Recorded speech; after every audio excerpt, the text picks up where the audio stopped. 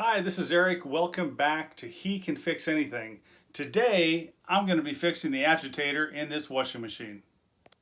Now, this particular washing machine is a Kenmore 70 series, but I'll let you in on a little secret.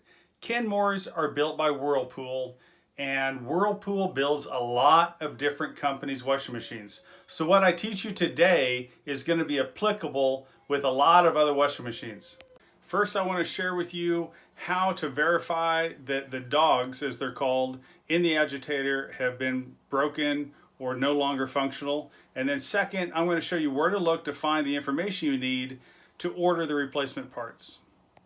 The first thing you do is open up the lid, and this makes a big difference on whether your clothes get clean, because if the agitator is broken, then that means the clothes are not going to be circulating from the bottom to the top and back to the bottom.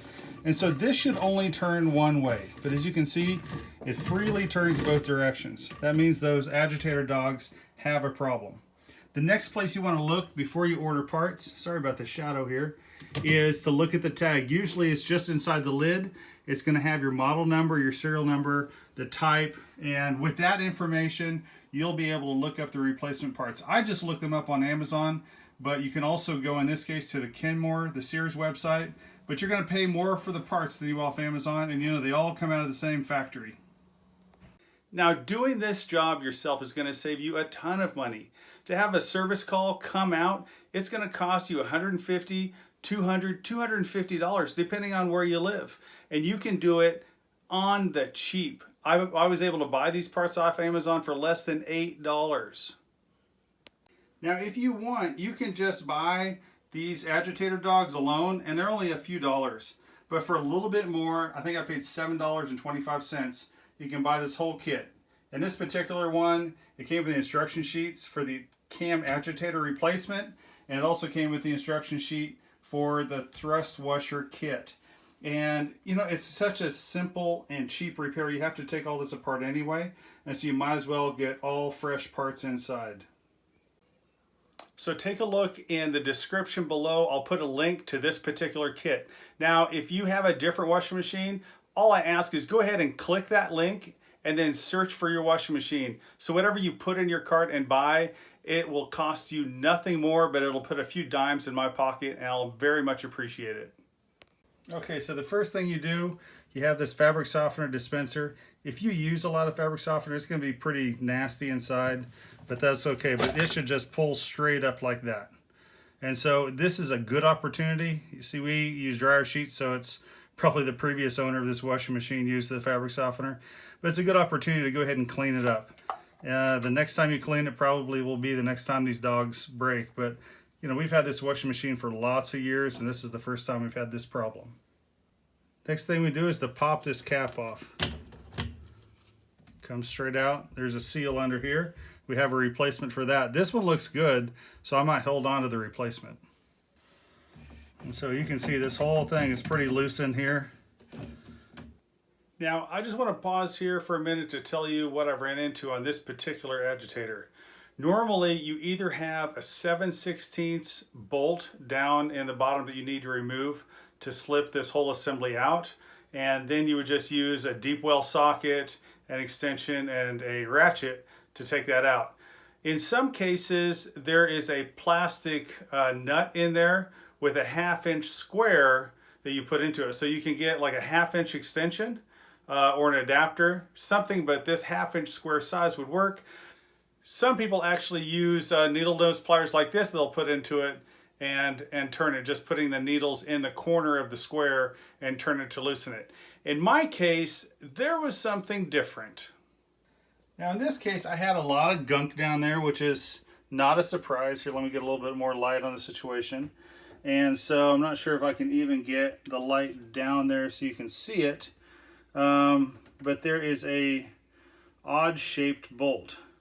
And so I actually had to get a 3/8 socket, and it didn't really fit too well, so I had to hammer it on to get it to fit, and then very carefully hold the agitator down here at the base and slowly loosen it until it came out. It took a little bit of finesse. So it took about an extra 20 minutes just to clean all the gunk out of there. I put paper towel on the end of a screwdriver and just to wipe it around to try to clear that out. It's not surprising to have some gunk work its way down in there. But let me go ahead and get back on the nut and loosen this up. And when we get it out, we'll take a look at this bolt.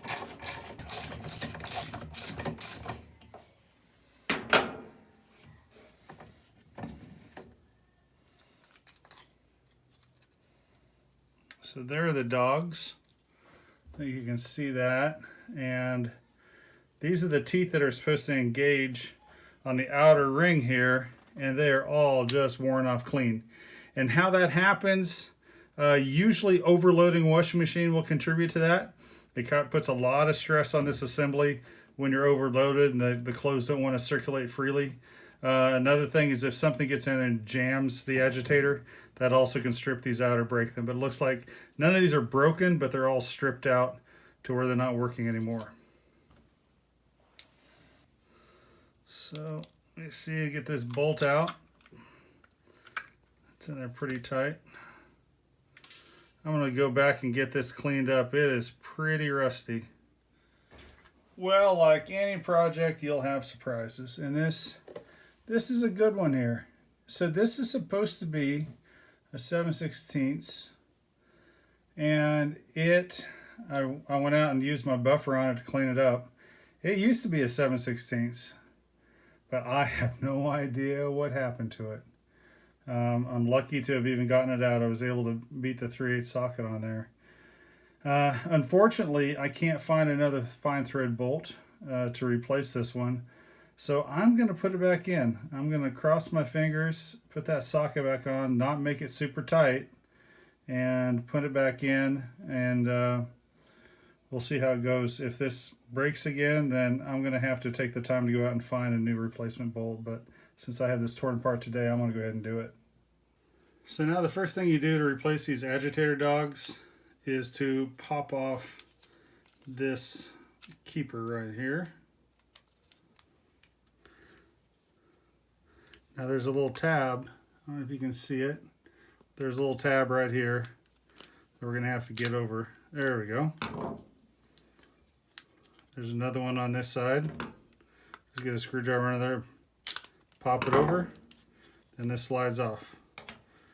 Then your dogs will slide out.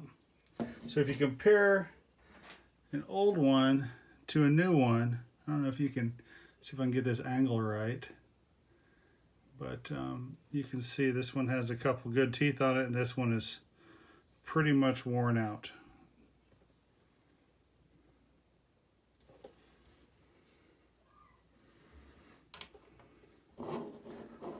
So you slip the old dogs out like that.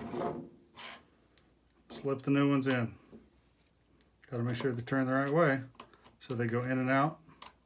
Disengage, engage.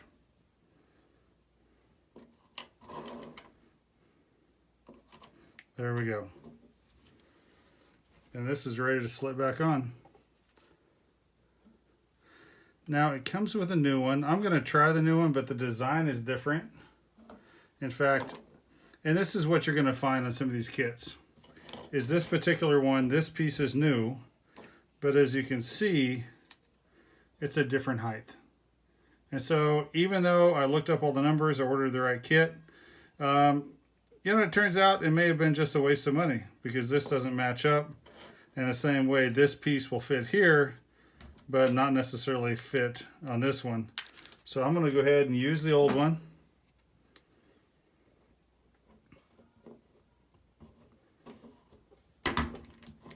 There, clicked right into place. All right, next thing, we'll just slip this back in. Drops into place. See how that's already working? Allows us to turn one way, but not the other way. And just reassemble as you disassembled. Putting the old bolt back in.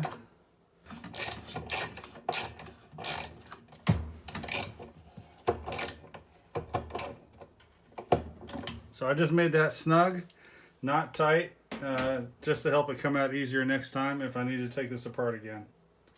Now that the bolt's tight, you can just put this back on. I did not replace this seal because it's still in good condition. You can see this tab and that tab. Just put it on, lock it into place. It's on there. And then lastly will be your fabric softener dispenser. That just kind of falls into place there. Slides on. Verify it's still working the way it should. Good to go. Ready to wash clothes and make them extra clean now. Now the repair kit that I used today will be in the description below. I'll also make a separate link for just the dogs only if you think that's all you need. It might actually be the smarter move. That's it for today's video. I hope you found it helpful and saved yourself a lot of money. Have a great day.